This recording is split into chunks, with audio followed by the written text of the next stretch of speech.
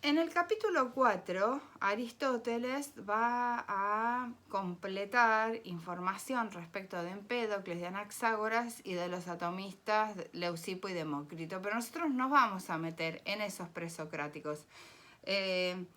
Detuve porque me entró una duda respecto de por qué dice Anaxágoras y no Anaximandro, porque al que se le atribuye el tema de la infinitud como principio o de lo indeterminado, el apeiron, es Anaximandro, que pertenece a la escuela milesia.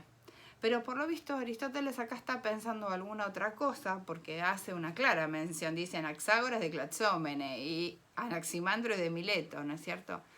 Está haciendo alguna referencia específica a la filosofía de Anaxágoras, porque Anaxágoras es el filósofo que llega a Atenas y que pertenece al siglo de Pericles, que influye en ese grupo político y del cual Sócrates habla bastante en el Fedón, que se acuerdan, yo se los mencioné la clase pasada.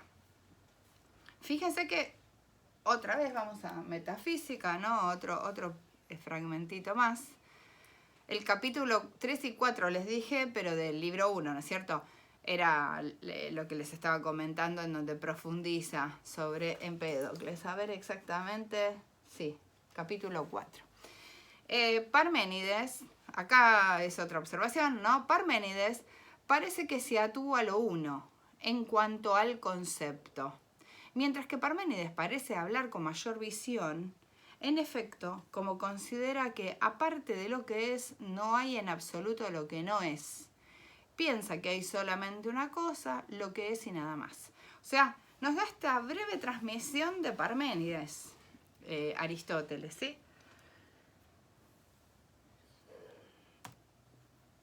Y acá yo les puse, para que ustedes se ubiquen, qué es lo que hablamos en la clase de Zoom el otro día. ¿De qué estamos hablando? ¿De cuál es el lugar de influencia? Esto sería la costa jonia, ¿ven? Ahí está Troya. Pero esta es la zona de las colonias griegas. Fíjense que enfrente esto es Lesbos, Samos, ¿cómo se llama? Rodas, Nosos, Creta, ¿no? Las islas griegas, Atenas, ¿sí? Esparta, bueno, Beocia, donde va a estar Hesíodo, ¿no? O sea, ¿de dónde es Hesíodo? Aristóteles está, la ciudad de Aristóteles está por acá arriba, donde nació, ¿no? Aristóteles. Pero bueno, fíjense que Éfeso está ahí y Mileto está a 80 kilómetros más arriba sobre la costa, ¿no? Está, creo que de este lado, antes de entrar ahí. No, perdón, 80 kilómetros ahí al sur está, ahí lo veo. En la otra bahía está, perdón. Estas ciudades, Éfeso y Mileto, debido a la sedimentación de los ríos, quedaron adentro, en vez de ser hoy ciudades portuarias, quedaron adentro del continente unos 7 kilómetros. Por lo que se abandonaron y hay ciudades turcas modernas en la costa, pero el beneficio de que se hayan abandonado, porque dejaron de ser portuarias, está en que, por ejemplo, la ciudad de Éfeso la están excavando, ahora están trabajando más intensivamente, y es increíble porque es como que estuviese entera debajo de la tierra, ¿no es cierto? Entonces es absolutamente increíble el estado, lo bien que están esas ruinas, ¿no es cierto? Lo mismo pasó con Mileto. Fíjense que Tales, Anaximandro y Anaxímenes están acá, de donde es bastante razonable que Tales piense que el origen, que el arjé, el fundamento de la realidad es el agua, y supongamos que piensa también esto, ¿no? De que la tierra flota sobre el agua, ¿no? Es lo que yo les decía en la clase de las fuentes, son esta gente de Jonia es y estos griegos son comerciantes, negocian, viajan, lo que hace que desarrollen mucho más el discurso, la argumentación, las habilidades para convencer. Piensen que acá abajo está... acá abajo está Egipto y para allá tenemos Persia. Pero en un momento Éfeso está dentro de el imperio de Creso. Creso fue un señor muy rico que pierde por una batalla. En una batalla su imperio ante Ciro, ¿no? Entonces Éfeso, que estaba dentro del campo de influencia de este tirano, pasa al campo de influencia de Persia, ¿no? Pitágoras es de Samos, ¿no? Eudoxo de Nido, bueno, nada. Cleóbulo de Lindo es uno de los 7 sabios, ¿sí? Más o menos para que vean,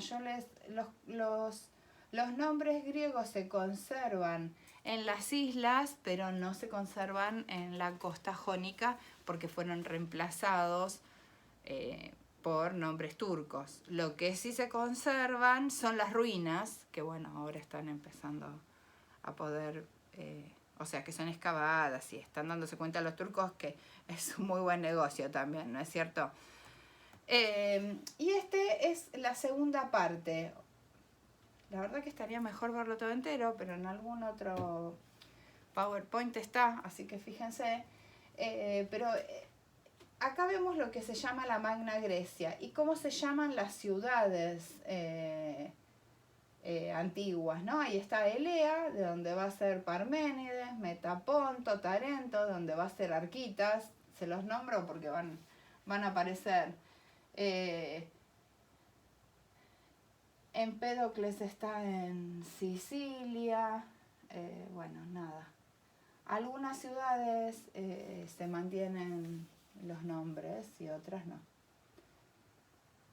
Fíjense que por eso les incluí estos mapas, porque conservan los nombres griegos, ¿sí? Pero y acá lo que vemos es una clasificación de dónde vienen los colonos, o sea, los que colonizaron, de dónde venían, ¿no? De Jonia, de Grecia, de Focea, o sea, Samos, en fin, de Locris. Bueno. También les incluí, para que se ubiquen, esto lo explicó Cecilia en el primer teórico, o sea, los que no pudieron ver el primer teórico, acá tienen una opción, una tabla, cómo se dividen los periodos cronológicos del mundo griego. El primer periodo, que se llama el periodo cosmológico, es del 7 al 6 a.C., y en este periodo se produce la predicción, o se toma como centro la predicción del eclipse Portales, que es el 28 de mayo del 585. De ahí que se pueden ubicar temporalmente un montón de cuestiones, ¿no? La muerte de Sócrates sería el fin del periodo antropológico, que sería del siglo 5 al 399, ¿no? Un siglo. Después viene, de la muerte de Sócrates a la muerte de Aristóteles, el periodo sistemático clásico, que es el que se caracteriza por la presencia de Platón y Aristóteles, ¿no? Del siglo IV al 323, que es cuando muere. Y acuérdense que en el 388 u 87 es la apertura de la Academia Platónica, ¿no? Es muy importante este hecho porque, como les mencioné, va a durar hasta el 529 después de Cristo, como les mencioné en la clase de presocráticos. Esto también les va a servir para ubicarse temporalmente respecto de las fuentes, ¿no? Este periodo helenístico romano, acá van a estar la mayoría de nuestras fuentes, salvo Aristóteles, ¿no? Porque recién en la muerte de Aristóteles aparece ese famoso libro de Teofrasto, del siglo III a.C. al 529 después de Cristo. Igual este periodo helenístico romano se superpone ya con el cristianismo, con las corrientes que en realidad podemos decir que son medievales, ¿no es cierto? Todas las corrientes en donde los filósofos hacen apología del cristianismo, del judaísmo, caso de Filón, usando la filosofía de Aristóteles, Platón e incluso de los presocráticos, ¿no? En el 529 se produce esta prohibición, este edicto de Justiniano, que prohíbe la filosofía pagana, y entonces ahí se cierra la academia. En este periodo de tiempo es donde están nuestras fuentes, las famosas fuentes presocráticas. Y si ustedes miran la línea de tiempo interactiva, eso los va a ubicar muy bien temporalmente. Porque ahí están todos los nombres. Entonces el periodo de Aristóteles y Platón sería este periodo sistemático clásico hasta la muerte de Sócrates. Lo llamamos periodo antropológico porque la discusión de la filosofía se centra en el hombre, ¿no? Y el periodo anterior sería el periodo de los presocráticos, que se lo llama periodo cosmológico, ¿sí? Esto es importante para que ustedes se ordenen en el tiempo, porque fíjense que desde el siglo 7 antes de Cristo al 529 después de Cristo. Y como yo digo, no hay un botón que diga hoy termina tal época, mañana empieza tal otra, ¿no? Se ordena obviamente con posterioridad. Y fundamentalmente este periodo helenístico romano es un periodo muy complejo, con muchas corrientes y con muchos pensadores. Y con muchos intereses distintos, ¿sí?